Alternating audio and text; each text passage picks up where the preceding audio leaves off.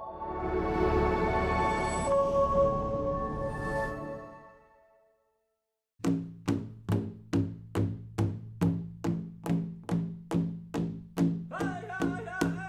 we begin today, it is important to acknowledge that we are filming in Lloydminster on the border of Alberta and Saskatchewan in the heart of Treaty 6 territory. Before the arrival of the explorers and settlers, many First Nations traveled through and thrived in this area, which also includes the homeland of the Métis. I was born here, but I chose to return here as an adult. And now, after unlearning what I was taught in public school in the 1970s and 1980s, and relearning a less whitewashed history of this place, I see this land and its stories through very different eyes. I recognize that the roots of my family on the prairies came at the cost of the First Nations people who were here long before. Their land was taken so that my ancestors could farm and build their lives in this place that became known as Canada. I cannot change the past, but I can try to move forward in a good way by sharing what I've learned about the Indigenous peoples whose teachings are woven into this land and all it encompasses. In this episode, we begin by talking about how threads of various stories keep popping up as the pieces of historical puzzles come together. Mr. Fine highlights parts of the Calling Badger story and discusses connections to Strike Him on the Back and Sweetgrass. Wes shares historical stories and ancient ways of life.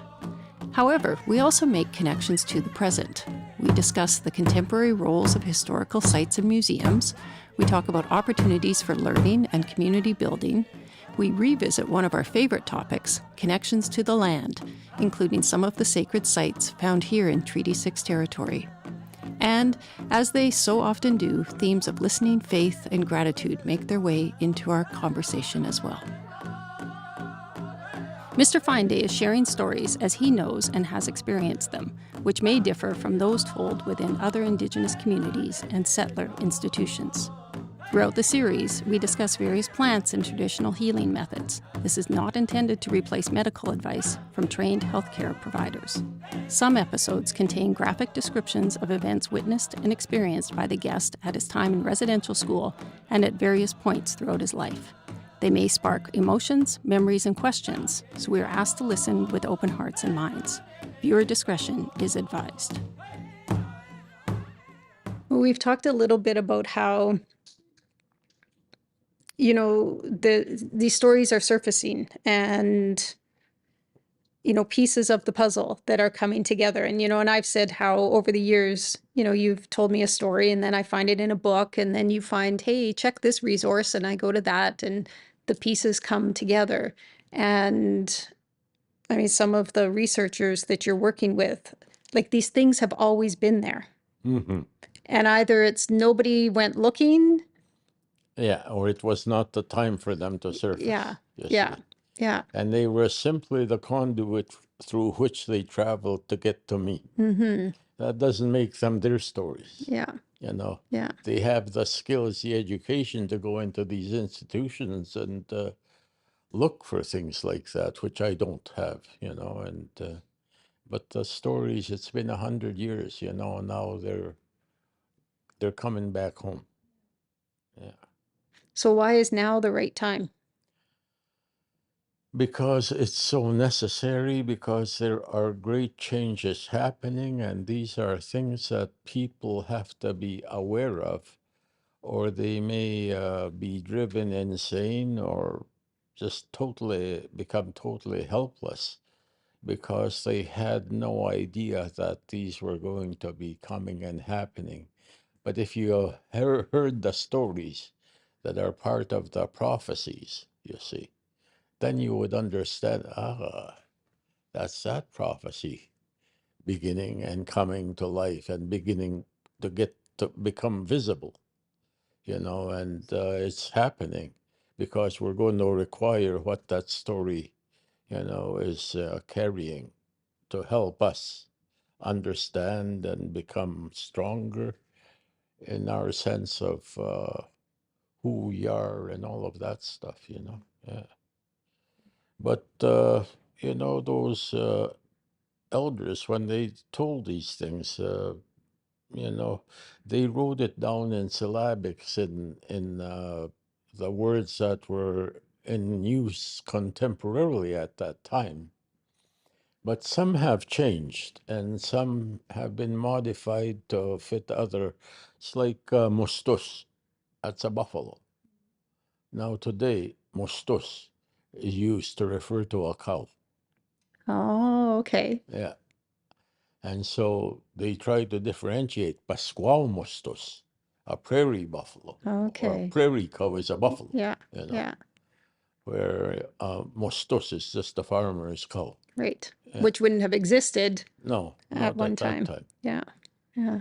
I mean, they were simply starting to be introduced. And in 1925, it was Harry who said that, 87 years ago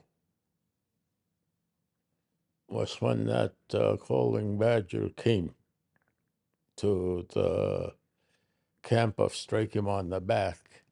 And I immediately pulled out my calculator, 1925, 87, 1843. So 1843 was when calling badger was active in this area, you see. Yeah. So it gives me a date, and through the written records. And so, we didn't have those dates in our oral stories. Yeah. It was when Strike Him on the Back was chief and Sweetgrass was Yes. chief. Yeah. And for instance, when they heard that there was this medicine man coming from the north, from the bush people or Sagawinoak, that he had sent scouts ahead to locate the camp of Strike Him on the Back, and he was told that it would be at the bottom of a range of hills to the south of where they lived. But when they came close to the range of hills, they would find flat prairie below those range of hills, and that is where they would find Strike Him on the Back and his headman, Mitche Weiss. And so now I want to go, and I asked Samira if you can find the 3D payment lists for 1925, 1924, 1923. It may give us the English names that they were given by, the people, like who was Thunderbird Shields people, and his name was changed to Chicken. Well, who were the chickens according to the 3D payment list? So, and his son may have been named Paul, and another son, or Paul's father or Paul's son was also named Paul. It was just like, and they were often named after biblical characters, eh? And so you find names like Noah and Adam and Paul and all of these other names that you would find, if you were reading the Bible. Yeah. So when you talk about them going to where Strike Him on the Back was living, is that at the bottom of Spirit Drumming Hill then? Yeah. Yeah. Okay. Yeah. In that area, hey? Yeah. Okay. Along the river. Yeah. And the sand dunes. And that's how they found them. And when Strike Him on the Back heard this medicine man was coming from the north, from the bush people, and he had something that he had been instructed by his spirit helpers and guides to bring to the Plains Cree people, then Sweetgrass sent a couple of runners. No, Strike Him on the Back sent a couple of runners north and west to around the Fort Pitt Onion Lake area, where Sweetgrass was known to often winter. Oh. And Strike Him on the Back wanted Sweetgrass to come because in Sweetgrass's camp, there was a man named Tumatay, Greasy Belly, who had been gifted by the buffalo spirits with the responsibility of being able to build a buffalo Pihtiwahana period, Like the a buffalo pound pound? maker, a Yeah. buffalo pound. Yeah, okay. Yeah. Tumatay was a pound maker. Oh, okay. So he had to have buffalo spirit calling songs.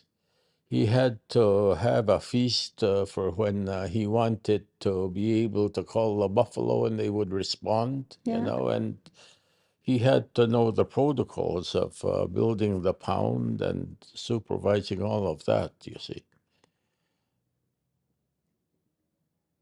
Yeah, and so Sweetgrass had moved down and camped to strike him on the back. And Calling Badger, they say he stayed there for, it was 3, maybe 4 years with, Calling Badger spent that amount of time with Strike Him on the Back's band and taught everyone that wanted to learn how to write Cree syllabics. And it was said that most of the people in that community learned that system of writing, and they used to use it to send messages to each other and stuff.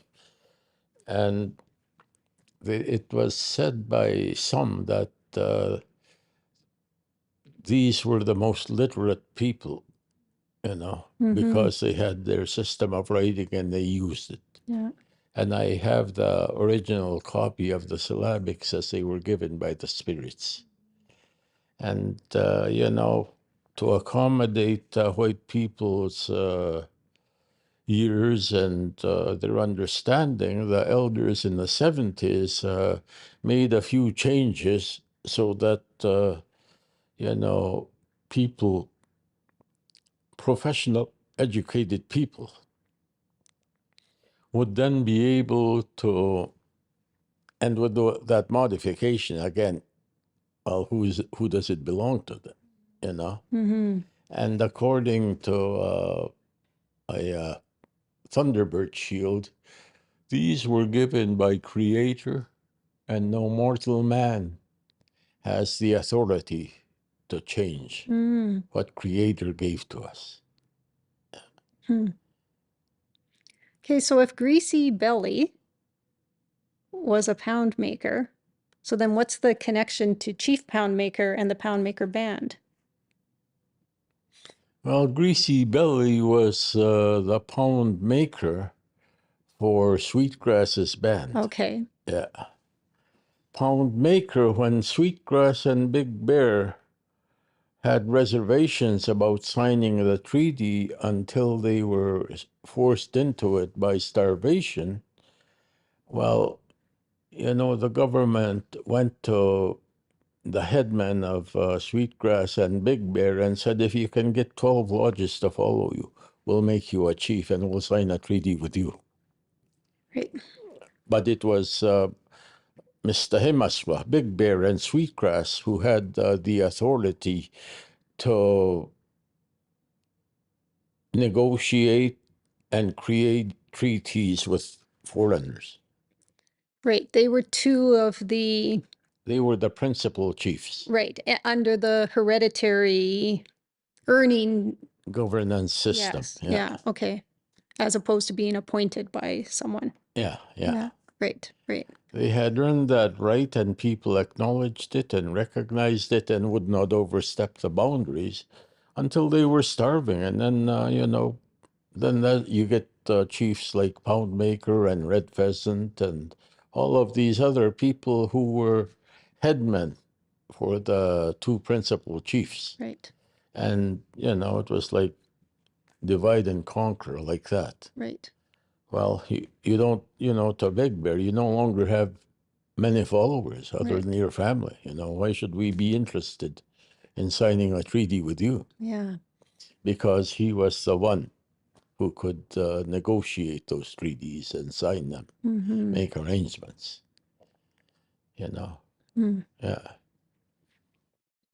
Yeah, the history is much more layered and nuanced than what we read in a textbook. Yeah, There's so much more to those stories. they've been edited and sanitized and approved and,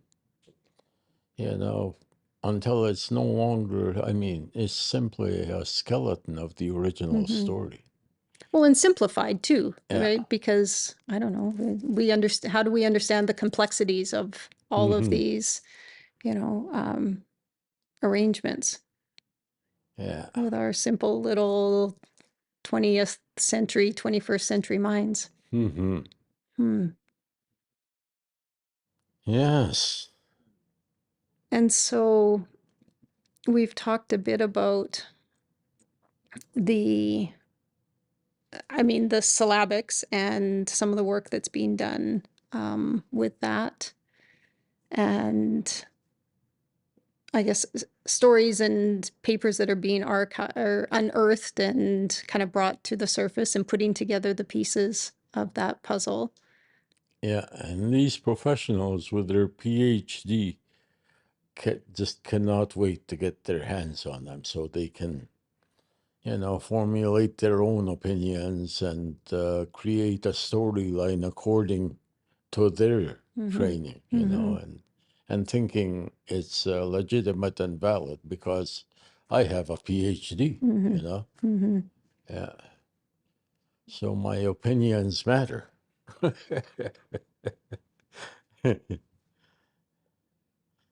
Well,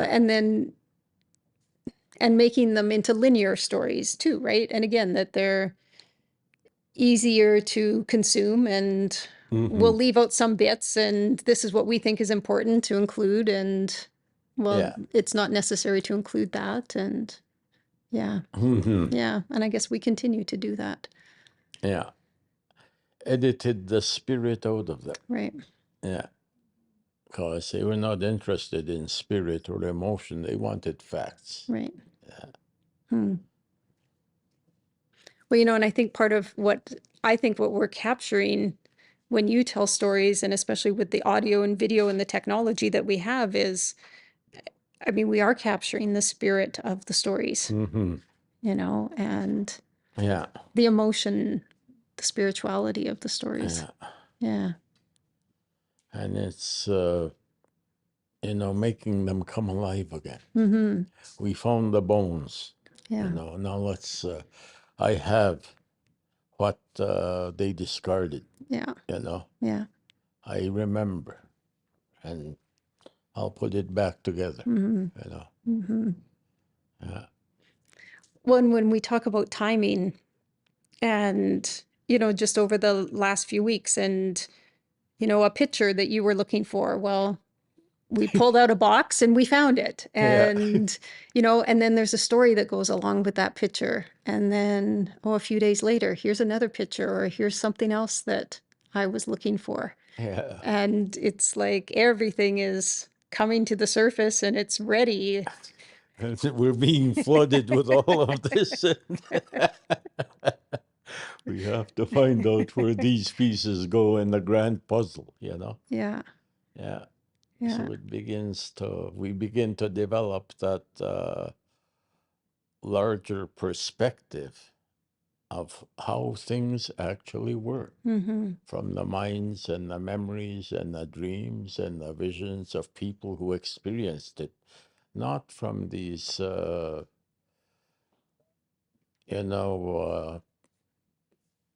cultural Peking Toms, who come and look at things that they then, out of what they see, try to make sense of based on their own, cultural paradigms. Yes. Well, and I think I was struck by that when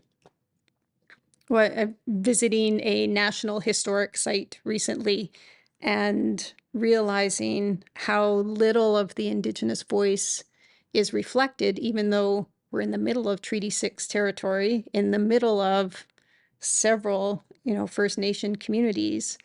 And yet, those historical sites have stayed historic. They're not moving with the times. They're not including I mean, they're adding plaques and there's some Cree and there's pictures, but it doesn't feel like enough. And I don't know what that looks like. I don't know if our historical sites on a national level, can they exist in two worlds, or do we need those sites on reserve?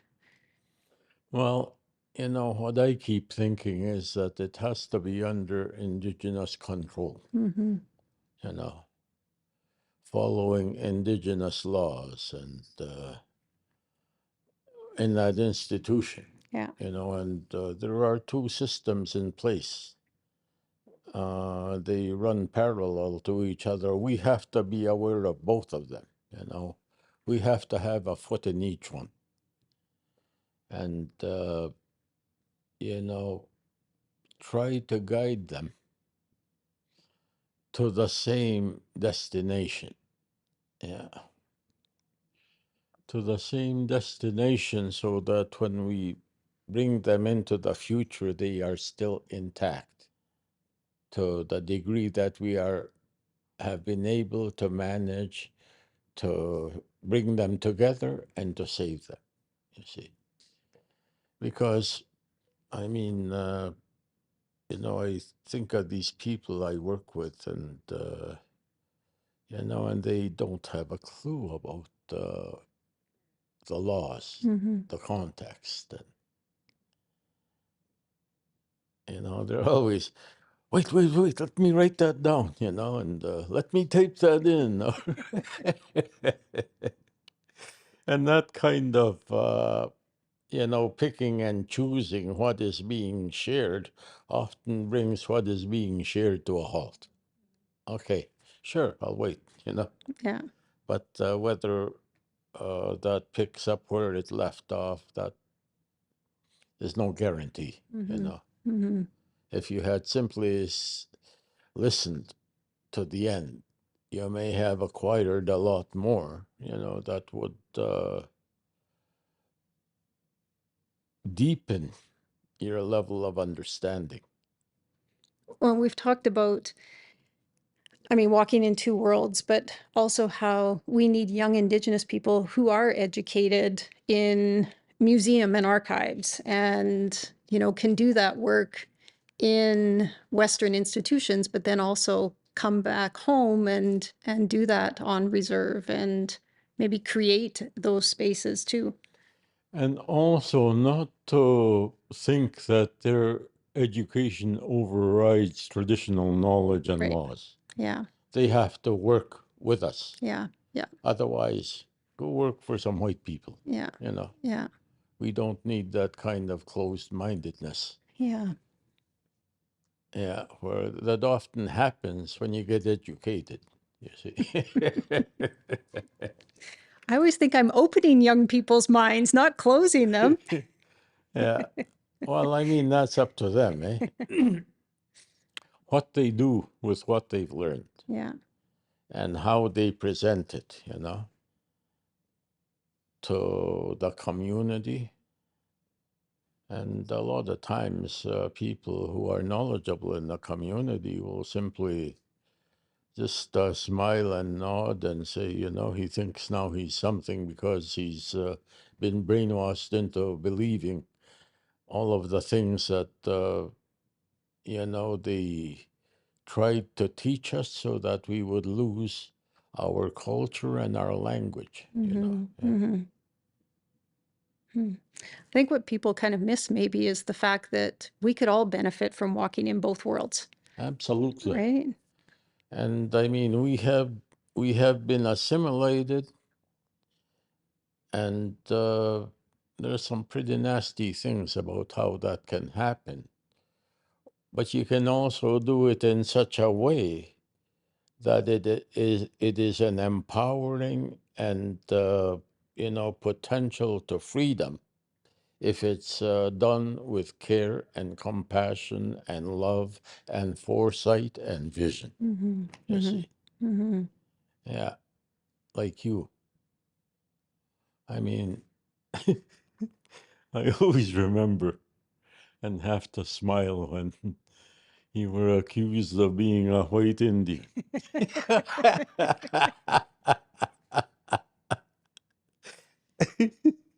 Wait till they start hearing that out of the next generation, and the language rooted in the archaic form and using ancient words, but also with the body of knowledge that those words carry. Uh, Mm. and again, a lot of people, am I worthy? I don't think I'm worthy. Right. Should I write it down? Should I record it? And do both. And then we'll talk about it if you have questions, and Yeah. try to broaden or expand the understanding that we're working on, because it's a joint effort. Mm-hmm. Yeah. And we come from different backgrounds, different systems of education, and all of that stuff. But that's all we have, so let's work with that. Yeah. Yeah, and we get wrapped up in this outer trapping, right? And, at the end of the day, we're spirit beings, and, Mm-hmm. I think spirit doesn't care what color we're wearing on the outside. Yeah. That it's Yeah. what's our spirit and those connections. Yeah, but I have to keep telling people, and don't fall into the traps. Think, reflect, meditate, pray, and develop the foresight and the ability to discern what is of significance to you. Mm-hmm. And because it's something that will help you. But the ability uh, to develop your discernment will also help you to begin to recognize the boundaries of what, in your own experience, what feels right and what doesn't, Right. Because that's something that happens inside. And it's not something, unless I brainwash you, Mm-hmm. that then I tell you, don't go over that. Don't go over that line. And I always say, go over that line. Run. Jump. Mm. Yeah. But I mean, I just think about how, my life has changed and grown, and my perspectives, and all of the growth and the beauty in my life since I started working with you and the teachings and the spirituality. And when we were out at culture camp out at Sweetgrass this spring, and I said how you had welcomed me onto the land, but then to be welcomed by the community. Mm-hmm. And that experience of being on the reserve and meeting other people and stories and eating the food and being embraced. And Yeah. and I think people think, well, that's scary, or well, that's uncomfortable. And I didn't really want to sleep in a tent out, but and I didn't, because it rained. But just I think we're so caught up in that's different, and I don't know that, and will they accept me, right? And all of the Yeah. stories that we tell ourselves. And I mean, it was a beautiful experience within a beautiful community with amazing people. Mm-hmm. And if everybody could have a taste of that, Yeah. you know, And those people loved it. yeah. They said, you got to come back. We have to do this again, Mm-hmm. and you'll have to bring your team back. Yeah. And we learned so much, Yeah. and it's like bringing the communities together. And Mm-hmm. okay, we've come to this point in time, and now we can walk the path together, Yeah. Yeah. Yeah. And we will all benefit from it. Mm-hmm. Because if our history, our language, our perspectives, our philosophy is at least acknowledged in mainstream institutions, that's a level of acceptance Mm-hmm. that the doors are beginning to be opened. Right. You see, yeah. And we don't have to, then we can say to these young ones, go to that institution, sign up for those classes, Mm-hmm. and that have to do with your history. Yeah. And, go in there, learn what they're teaching, and compare that with your own lived experience and the stories of your family and the stories of the knowledge keepers, Mm-hmm. because that will go a long way Mm. towards reawakening the memories and the things that we forgot. Well, and I think of how during Culture Camp, we went to visit Sliding Hill, and that's featured in the Royal Alberta Museum in Edmonton as a sacred site. So people walk through that museum and they see a picture and there's a little story, but how many people actually have the opportunity to go and visit there? Yeah. And that was part of Cultural Camp. And I would suspect even some local people maybe hadn't been there for a long time. Yeah, or have never been there. Right. And I was saying, see if you can spot the medicine wheel. Most of them couldn't. Mm-hmm. Well, it's there. Look, I have this photo.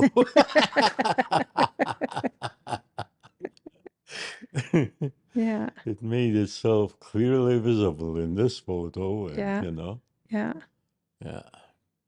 Yeah. And then, we went to Spirit Drumming Hill, and you've talked about that place. And I stepped out of the van and like it felt like we were in another world. Like it didn't look like the Saskatchewan prairies.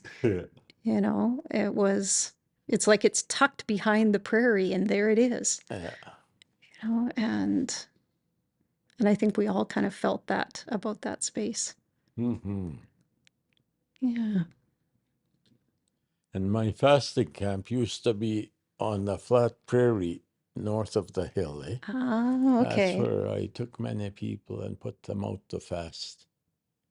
And the spirits in that hill were always kind and generous and protective, and, always made sure everyone walked away with something when they came to that place. Right. Yeah. I can remember you speaking at an event in North Battleford, and Max was home and you guys were going to do a fasting camp. And you said something about, well, you're all welcome, and like go down the highway and turn here and you'll find it. And I remember thinking, okay, how is anybody going to find that? But since then I've kind of learned it's like, okay, follow your intuition and That's right. don't get caught up in the right, left. And Yeah. sometimes if we just kind of Because you'll listen. be guided. Yeah. you Yeah. know. And that's one of the things that your daughter was saying, which road should I take? This one we almost got stuck on yesterday, and well, take the other one. And then we go over the hill around a few bushes, and all of a sudden we connect to that road we were Right. on. Oh, they all go to the same place. She said. And well, it depends on the weather Yeah. conditions and, Yeah. whether it'll be easy to get to or not. And so we just make those choices based on that. Yeah. Yeah. Yeah. Yeah. But it's not always logic, right? Sometimes it's your heart. Yeah. Yeah. And following, or that gut instinct or whatever. Yes. Yeah. And here we are. We found our way here, telling Mhm. stories. Yeah. Because young people need them, but I think old people need them. Everybody needs these stories. Hmm. And there was some young fellas came to fix my light for me yesterday, and after they were done, we were talking, and I was telling them about, because they live in the city and they have their technological toys, and how their children are learning about video games and stuff, but You should bring them out to the reserve sometime. Take them for a walk. Leave their phones. Yeah. Take them for a walk and point out stuff to them. Go to that place and watch that beaver, you know. And another amazing thing, you know, those gophers came right up to your daughter and started crawling up her leg. Just because she became so open. Yeah. And they felt her glow, and you know, they came and stood there, and one of them ran up her leg. Hey, Wes, this gopher's running up my leg. I'll thank him and give him something to eat, you know. But I was thinking I should tell you about that because it was so significant to her, but it was also so significant to me because those gophers know things we don't. Yeah. They felt her. Mm-hmm. Her opening up and her, you know, caring, and that she was not a threat, Right. you know. Yeah. Yeah. And Mm. they'll be bringing her things, you Mm. know. It's Yeah. like the birds. Yeah. Mm. It's like you're part of the landscape Yeah. at that point, right? Yeah. Wow. Hmm. Yeah. And how many kids get to experience that? Or young adults, I guess, in That's my right. case, right? That's right. Who can develop that internal stillness to radiate the peace and contentment that they are feeling so that it begins to draw Hmm. little animals and birds and, Right. you know. Mm-hmm. And I thought she's doing pretty good, you know, to have that happening. I mean, but it was an intense 4 days. It was medicines and treatment and talking and laughing and crying and, you know, just sweeping away all these distractions. Mm-hmm. Mm-hmm. There's the real you. Yeah. Yeah. And the animals love you. Right. The birds come when Mm. you're doing things that are going to help your spirit, you know, Right. your soul. Mm. And you may not recognize them. If you don't recognize them as birds, well, you know, it could be there, the thunders appearing in bird form, because no eagle is that big, you know. And they're just making us notice the difference, you know, that we are spirits, you know, we are not physical, but we want you to see that we are here with you. But unlike anything, you know, that unlike any bird that you've ever had any experience with. So are we all capable of being that connected to nature, that free? And Absolutely. yeah. Absolutely. And some people just have to work harder to get there. Yes. But like I said, go talk to the trees. Mm-hmm. If you need to cry, cry. Ask the trees, ask Earth to help you carry this burden if it's too much for you. And, you know, if you don't need to be carrying it, ask them to help you share it, share the load, and understand what is actually of significance. Why are you carrying all this stuff? Mm-hmm. Because you felt unworthy. Mm-hmm. Well, there's nothing to feel unworthy about now, Right. you know, and the environment is telling you that the little animals Mm-hmm. are being drawn to you, you Mm-hmm. know, and little birds, great big birds, you know. Yeah. It's like the movie Snow White, Mm-hmm. running through the forest, and the little people and the birds and all the animals are flock around her. Yeah. But it's the distractions, right? It's distractions and then our belief that we aren't worthy. Mm-hmm. And maybe a lack of faith, right? Because if Yeah. we just had faith and believed in prayer and our connection to nature and showed that gratitude, yeah, then we would begin to make those connections. Yeah. And that's, you know, that is the future coming to meet Right. us. Right. Yeah. You know, we could be in an environment as kind and loving and harmonious as this. Because, you know, in the beginning, people didn't need to hunt and kill animals.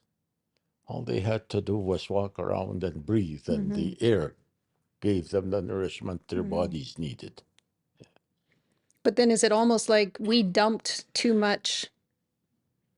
Like if we dumped too much negativity and we didn't put enough positive back, it's kind of like it went dormant, and so then, well, now you need to nourish yourself another way. And there were times, you know, when people were able to communicate without sound. Right. But then with the development of technologies and the discovery of and the ability to learn to work metals, which were taught by the watchers, then people began to fear each other and began to hide things from each other, and they lost the ability to communicate telepathically, because of the fear. Right. I'm protecting something. Yeah. Yeah. They just lost it to the point where they, you know, even lose the ability to be able to transmit information, even with the words we have, you know, because they're not that familiar with them. Yeah. And then we eventually stop listening, and there's lots of this, Yeah. but nobody's listening. And everybody's got something to hide. But that is coming to a close. They said, no more. All of these secrets will be brought to the surface. And people, you know, who have not made an attempt to begin to try to unearth and deal with the things that they thought they had to hide, when these things come and become part of the public domain, those are the people who will be unable to cope with that, you know. Yeah. And what can happen is that they can lower their rate of resonance and vibration. And what that does, it makes survival harder. Yeah. But that's why I talk about the tunnels. Which way, you know, are you still clinging to things that overpowered you? Well, we'll send you to an even harsher environment so you can begin to process and hopefully elevate the level of your experience and understanding and standing as a member of the creation, you know, and as a child of Creator. Yeah. Then you'll be allowed to move again to a different level. Yes, Well, and that goes back to this, who are you, that's right. right? Yeah. That. Awina Omakia, who are you? Yeah, And I'm a child of Creator. that's right. That's the foundation that you start from. I am a spiritual being who is a child and a piece of Creator. When Creator blew our souls into our bodies through the sacred shell, you know, that was grounding and lodging a piece of Creator within your body. And so you have Creator within you.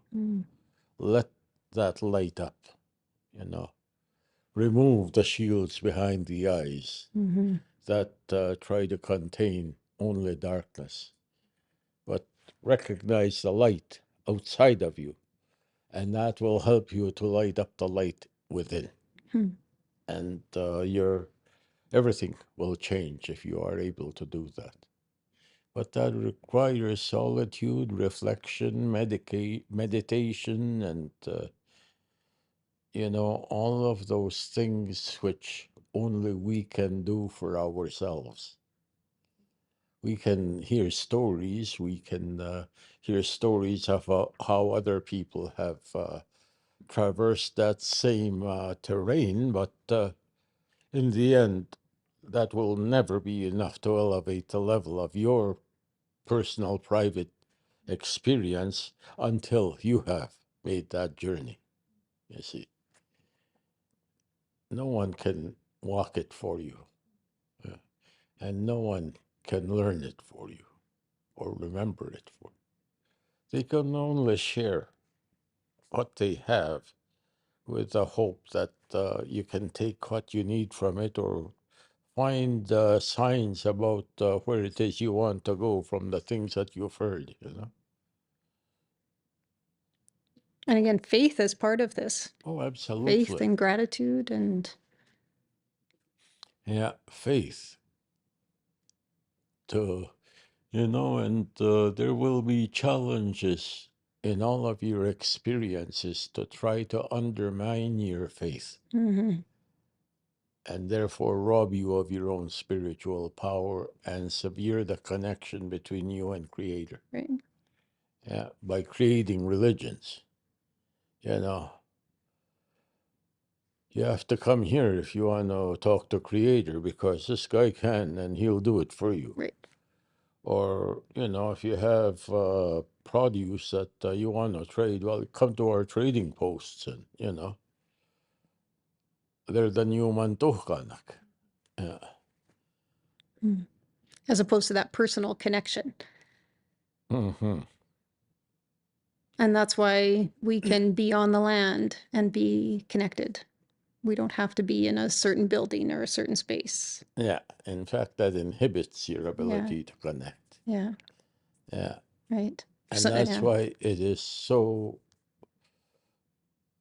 unsatisfying, to go and sit there and have expectations of things, but nothing happens, Right. And I'm always searching for something. Yeah. Well, maybe if I try another religion, Yeah. or Yeah.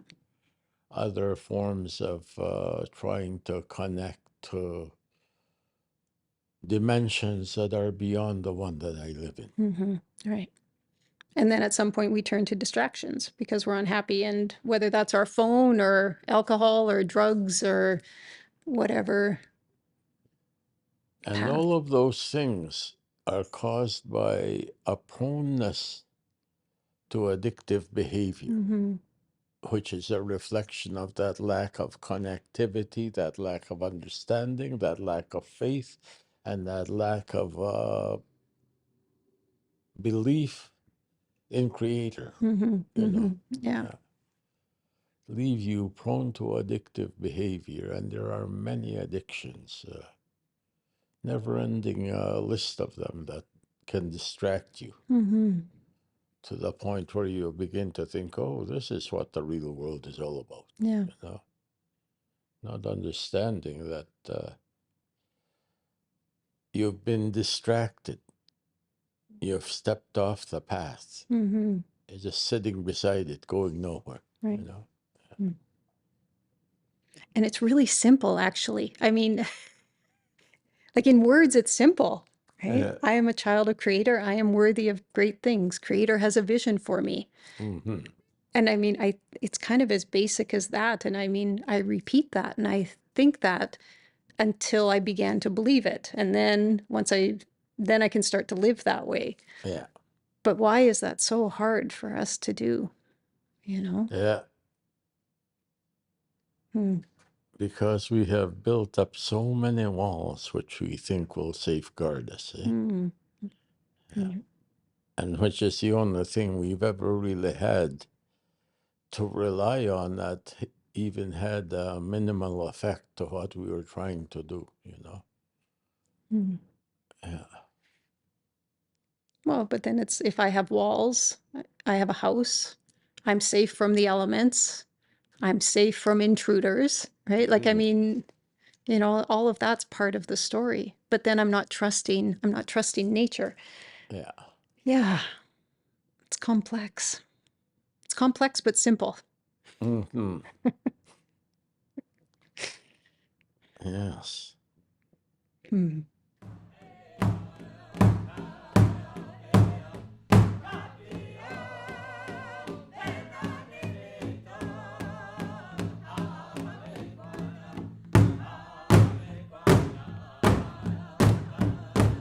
Thank you for joining us. We look forward to continuing these conversations.